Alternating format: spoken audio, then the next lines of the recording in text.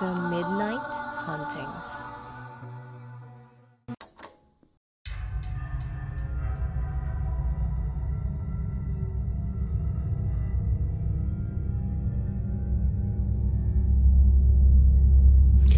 Magandang araw mga ka-midnight. Ako si Rex. Ang kwentong ito ay ipinadala ng isa nating tagapakinig. At ito ay tungkol sa isang lalaki na nakaranas makatikim ng pagkain ng aswang, kung saan siya ay unti-unting nagbagong anyo at nagbahagi ng mga lihim ng mga aswang. Pakitago po ako sa pangalang Raymond. Ang aking kwento ay marahil kakaiba kumpara sa iba. Dahil aking ibabahagi ang aking karanasan kung saan ako ay muntikan ng maging isang aswang.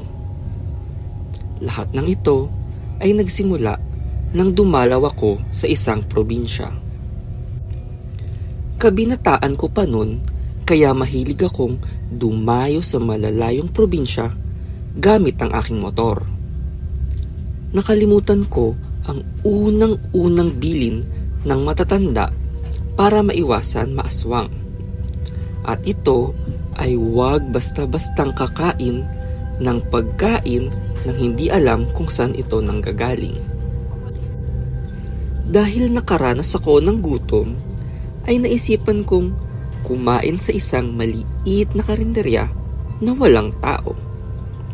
Naisip kong marahil ay gabi na nun, kaya ako lang ang customer. Ako ay umorder ng adobong baboy at naamoy ko ang mabangong luto nito.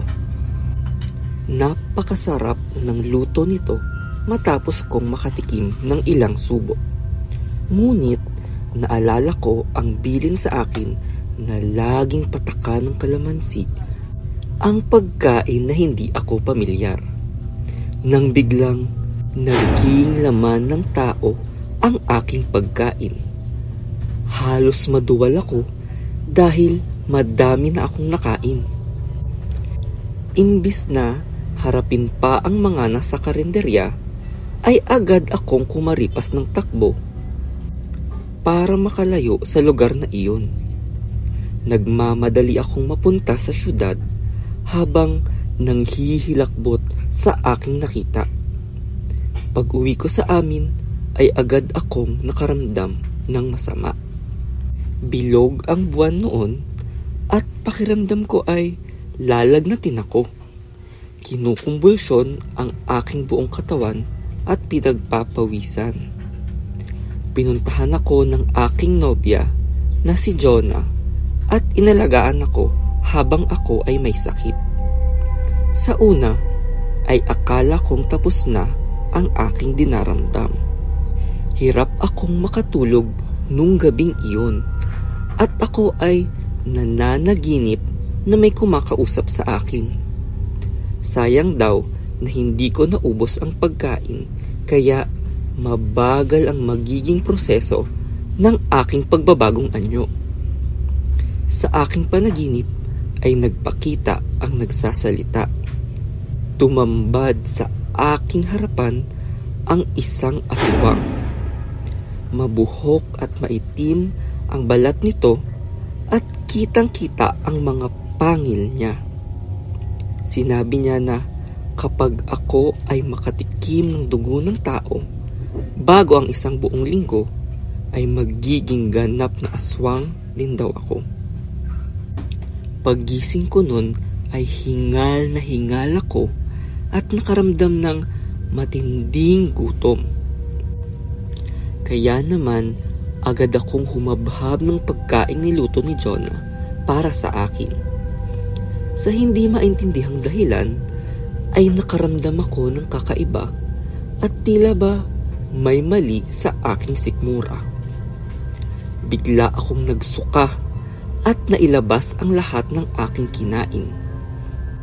Tila ba hindi tinanggap ng aking katawan ang pagkain ng tao at kailangan kong tuparin ang pagkain ko ng laman ng tao. Napansin ko din na parabang mabango ang leeg ni Jonah at parang masarap itong kagatin. Dahil sa takot kong masaktan si Jonah, ay napagdesisyonan kong lumabas muna ng bahay at pag-isipan ang mga susunod kong gagawin. Hindi ko kakayanin na 1 linggong walang kainin at ayoko din makasakit ng iba. Natigil ang aking pag-iisip nang makasinghot ng nakakagutom na amoy. Nakita ko ang isang batang umiiyak dahil may sugat ito. Sa hindi maipaliwanag na dahilan ay nakakatakam ito at nakakagutom tignan. Tila ba isa itong langka sa halimuyak at nakakakulo ng tiyan. Kitang-kita ko na tumatagaktak ang dugo sa kanyang sugat sa muka. Naglalaway ako sa dugo ng bata nang bigla akong matauhan. Naisip kong kailangan kong labanan ang pagkain sa dugo ng bata para hindi ako tuluyang maging aswang. Kailangan kong tibayan ang aking loob at humingi na ng tulong sa aking nobya. Nagmamadali akong makauwi para makalayo na din sa temptasyon na aking naaamoy sa ibang tao. Napansin ko ding parang tumatalas na ang aking mga pangil na tila ba onti-onti na akong nagbabagong anyo. Pag-uwi ko ay ipinaliwanag ko kay Jonah ang nangyayari sa akin.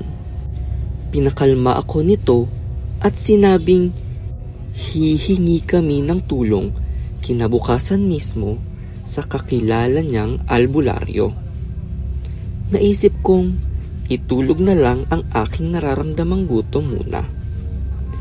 Nagulat ako nang magpakita ulit ang aswang sa aking panaginip. Hinihikayat ako nito na tumikim na ng laman ng tao para tuluyan ng maging ganap na aswang.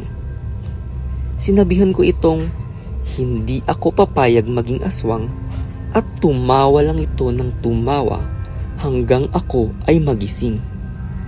Kinabukasan ay dumating agad ang albularyo. Tinuruan ako nito na siguraduhing gawin ang mga bilin niya para daw mapigilan ang pagiging aswang ko.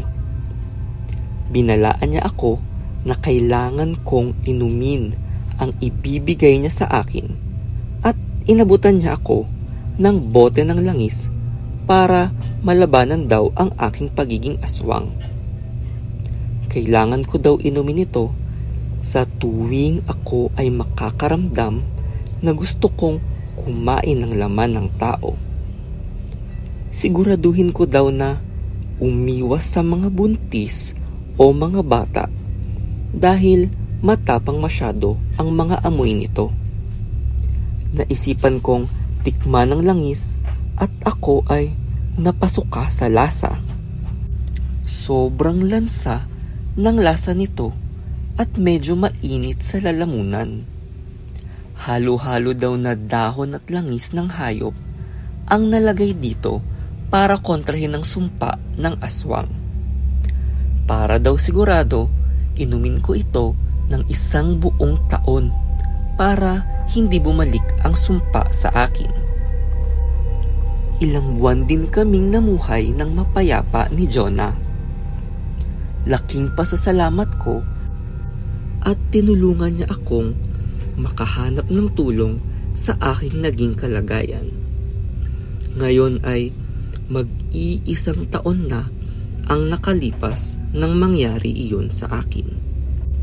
Totoo ang babala ng albularyo dahil kahit lumagpas ng 1 linggo ay nakakaamoy pa din ako ng nakakagutom na amoy kapag may sugat na malapit sa akin. Ang tanging pinagsisisihan ko na lang ay ang pagkakamaling mapalapit sa isang buntis. Dahil sa hindi inaasahan na pagkakataon, ay buntis si Jonah ngayon. At hindi ko na matiis ang bango ng aming sanggol.